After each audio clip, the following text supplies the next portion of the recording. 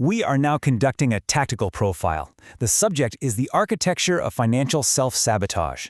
Our objective, to deconstruct the neurochemical trap that is designed to keep you impoverished. We will proceed with a purely clinical analysis. Look at the question. This is a direct inquiry into your own behavior. Now, the standard explanations, lack of discipline, poor education, they are insufficient. We aren't here for excuses, we are here for root cause analysis. So this question isn't an accusation, it's the beginning of our investigation. And this brings us to the core thesis. Your financial failures are not a character flaw. You need to understand this. They are the direct result of a successful neurochemical hijacking. Your own biology has been identified as a vulnerability and is being turned against you. So, right off the bat, let's dismiss conventional wisdom. It's just surface-level noise. Saying you have a lack of discipline is like describing a gunshot wound as a sudden case of bleeding. It's a symptom, not the cause. The actual clinical diagnosis? Your evolutionary hardware has been compromised. It's been hacked by modern systems specifically designed to program you with a preference for what we call cheap dopamine.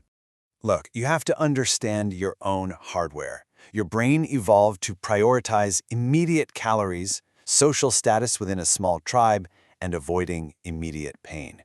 That's it. It was never designed to comprehend something as abstract as compound interest or inflation. And modern economic systems, well, they exploit this prehistoric operating system. They turn your own survival instincts into the primary weapon used against your financial future. All right, now we move to the internal theater of operations. We're going to dissect the conflict happening inside your own mind, the war between your impulse and your strategy that dictates your entire financial reality. This right here, this is the primary cognitive vulnerability. It's called hyperbolic discounting. It's the specific mechanism your brain uses to systematically devalue your future self. See, to your brain, the future is this uncertain, abstract thing. It's not real yet. So it applies a massive discount rate to any future reward. This makes a small, guaranteed hit of pleasure today feel infinitely more valuable than a huge fortune decades from now. What you're looking at is the civil war happening inside your skull. On one side, you have the limbic system, the ancient, primitive, dopamine-driven animal that only wants pleasure now. And on the other, you've got the prefrontal cortex, the logical, long-term strategist. Every single piece of corporate marketing is engineered to bypass your strategist and speak directly to that impulsive animal brain that just wants the shiny new phone immediately. And this is where we need to correct a critical piece of misinformation. Dopamine isn't the chemical of pleasure itself. It's the chemical of anticipation, of desire. It's that neurochemical spike you get when you're thinking about buying something. It creates a powerful craving that only the act of purchasing seems to satisfy. The system isn't designed to make you happy with what you bought. It's designed to get you addicted to the hunt. And this chart illustrates the trap perfectly. The anticipation builds, creating a powerful dopamine high. The purchase itself is the peak. And then, the neurochemical crash. The actual pleasure you get from the object is fleeting. You adapt to it almost instantly. You feel empty, and now you need a new, more expensive hit just to feel that high again. This is the hedonic treadmill. It's a chemical addiction cycle financed entirely by your debt. Now, to truly grasp the operational environment, we need to analyze the system through two clinical metaphors. And I want to be clear, these aren't just literary devices. These are tactical models for understanding the forces you're actually up against. I need you to stop thinking of these tech and finance corporations as businesses. Start seeing them for what they are: vampire algorithms. Their primary function isn't to provide you with a service. It's to extract resources from you. Every notification, every targeted ad, every buy now button. It's a digital fang, precisely designed to drain your two most valuable resources, your dopamine and your liquidity, and convert them directly into quarterly earnings. So, the system presents you with a constant choice. On one side, you have the cotton candy. This is the cheap dopamine. The new phone, the designer clothes, it's an instant sugar rush that's gone in minutes, and it leaves you poorer. On the other side, you have the oak seed. This is the asset, a piece of a business, a stock. It requires patience. It gives you nothing up front, but it grows into a source of generational power. You have to understand the strategic objective.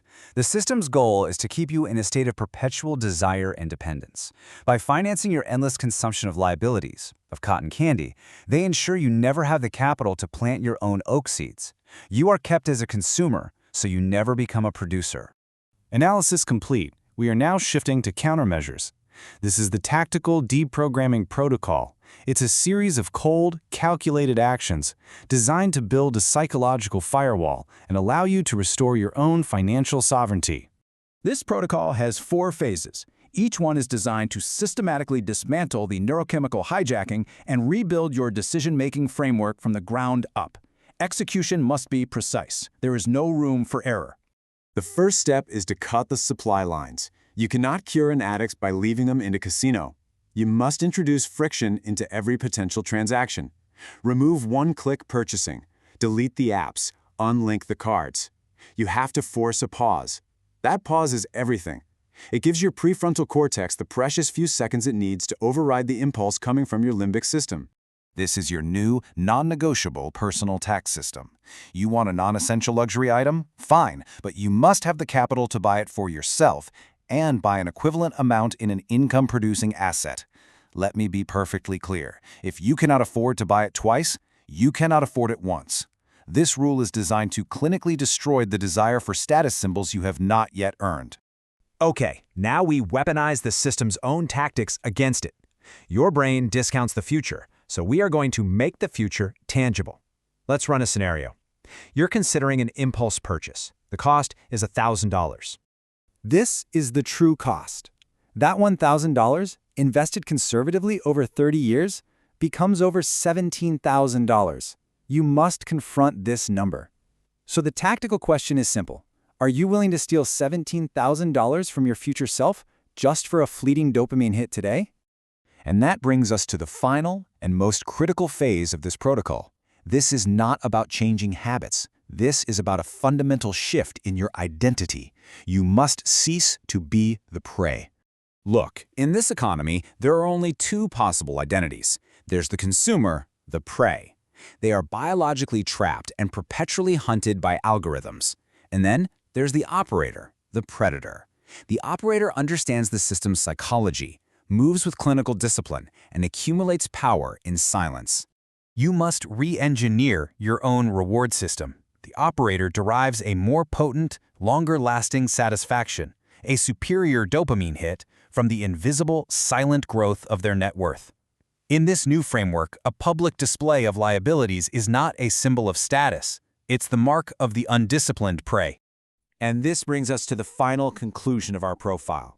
The financial battlefield isn't external, it's internal.